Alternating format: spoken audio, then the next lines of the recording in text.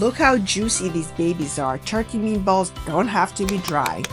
Begin by throwing all of your non-meat ingredients into the blender.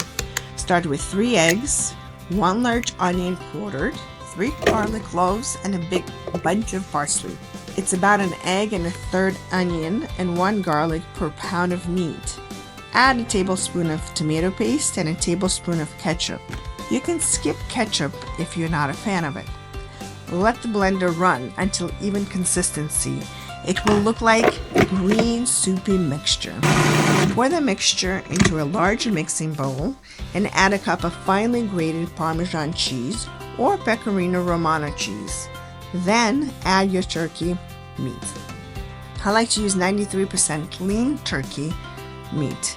All the vegetables, herbs, and cheese not only give these puppies an incredible flavor, but they are also the reason they turn out so moist.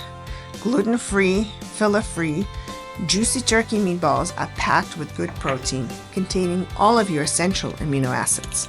Season with basil, salt, thyme, fennel, and oregano. Make sure to crack generous amounts of black pepper. Then mix it all by hand.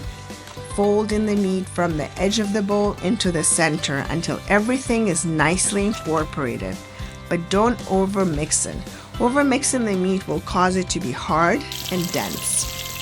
In a preheated pan with a little bit of vegetable oil, fry the meatballs on one side on moderate heat, and then once browned, flip over to the other side. Now prepare to serve them and eat them. If you like the recipe, like and comment. Love to hear from you.